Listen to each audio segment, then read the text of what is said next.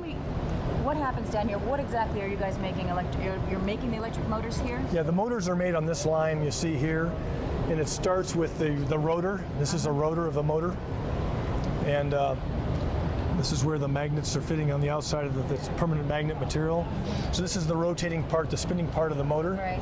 And it's mounted in a water-cooled housing, and it's assembled on this line. So electric motors are made and assembled here?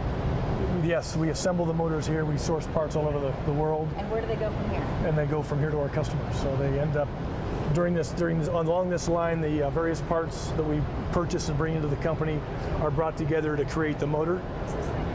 This is used to actually pick up a motor and move it from station to station. So rather than a man having to pick it up, and the volumes aren't high enough to justify fully automated assembly lines, which is in the hundreds of thousands. Would I be able to operate this?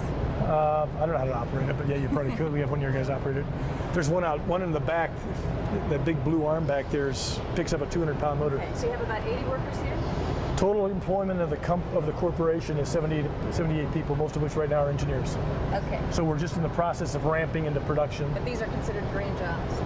Yes, the whole company's green job. And here's a finished product. Yeah, this is the motor that comes off the line, and it's water cooled. We've got cooling that flows around the motor to keep it to the right temperature. So this is your final product from this line? This line results in this motor being produced, and then they actually, when we're in volume production, we'll actually go into shipping containers at the end of the line and be taken back to our shipping area. So 80 green jobs help create this?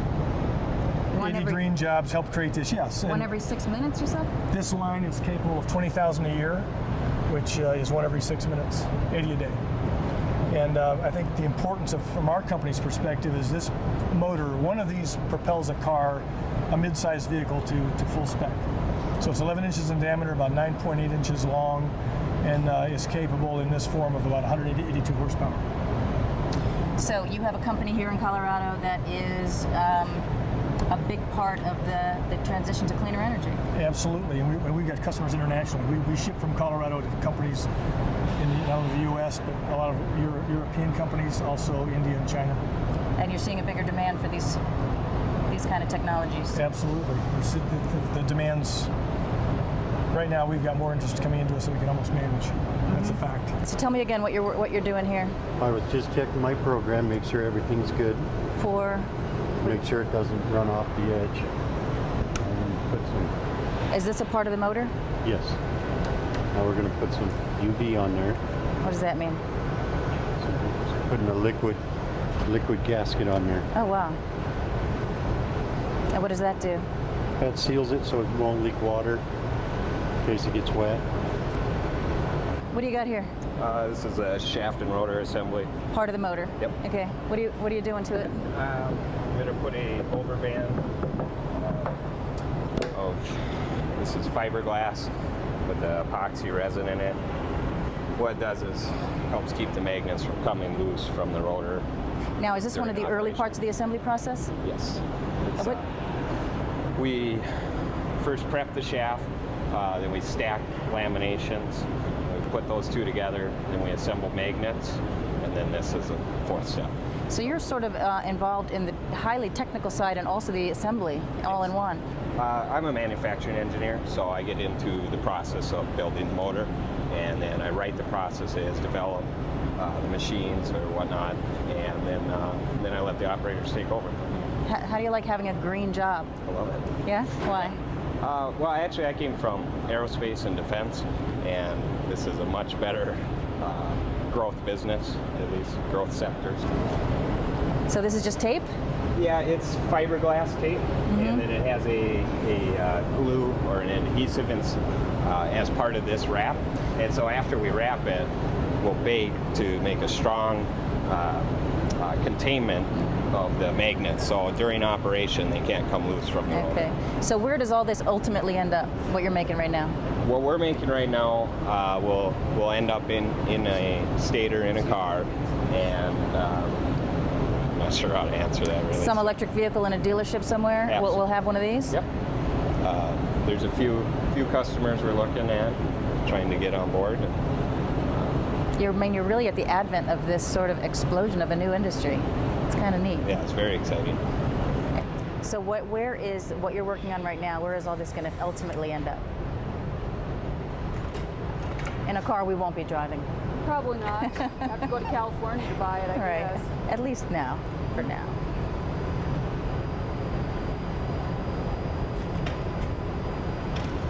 What do you do here?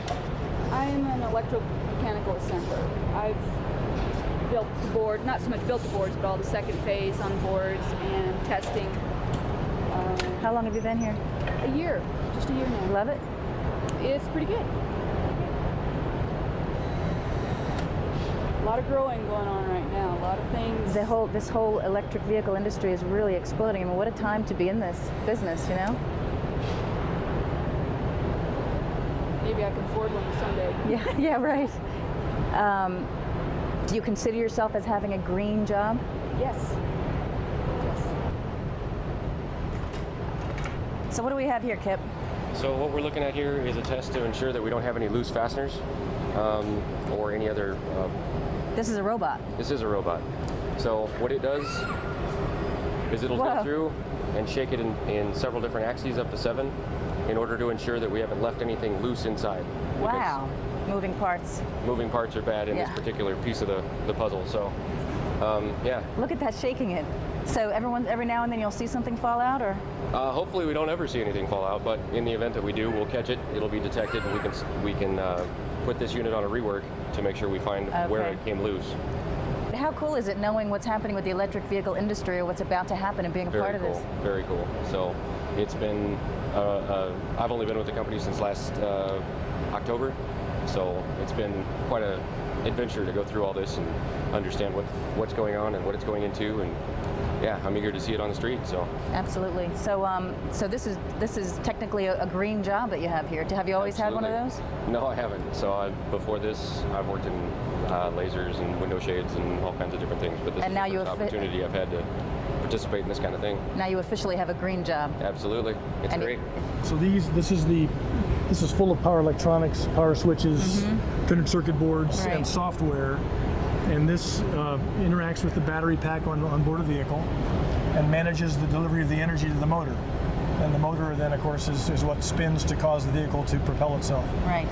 This is most of the value add. All the brains are here. The brains, okay. So this ends up being those controllers over there. When it's all said and done. And so what you're looking at is this is actually the water jacket, and it's all rough cut. You can see how rough a lot of this is. No broken edges and that kind of thing. And then whoa, it's heavy. yeah, it is. And it's aluminum. You wouldn't think that aluminum could. It's notable. And then we've got a number of machines that we set up, and this is the last step. We actually bought this machine strictly for the purpose of doing everything in one shot. It used to be what does everything mean in one when we sentence? get done with it, what you'll see if I can line these so they're matching is from one side to the other. This is exactly how it looked when it went in. We get done, we cut all the connector holes. That happens in here. All of it gets done in here. Can we see it happen? Cutters, sure. Whoa, what's going on here? So this, we've got a horizontal mill that goes in, and we've programmed it. So when we take that raw casting, we drop it into a fixture, and it turns the fixture as required and takes all the tooling needed, drills all the holes we have to have, all the connector ports, machines all the smooth surfaces we need in the aluminum, and makes it so then it's a manufacturing part. So we take it from a rough sand casting down to a machined usable unit motor. The next thing that actually happens is this. We'll wash all the aluminum chips off of it, and it goes directly onto the line, and we start building the controller. And ultimately it ends up in an EV. Yes, it does. Now, our story here is about Governor Ritter and everything he's done for energy in the state of Colorado, and you know, promoting green jobs and businesses and stuff like that. Just wondering how you feel about being a part of this entire, you know, energy effort transition.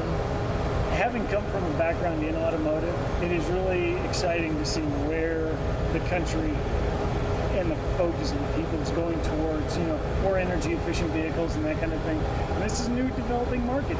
There's always excitement in that. I mean, there's failures and there's successes, and you get to see it all, and you get to fight through the challenges, and in the end, it's a fascinating thing to be involved in.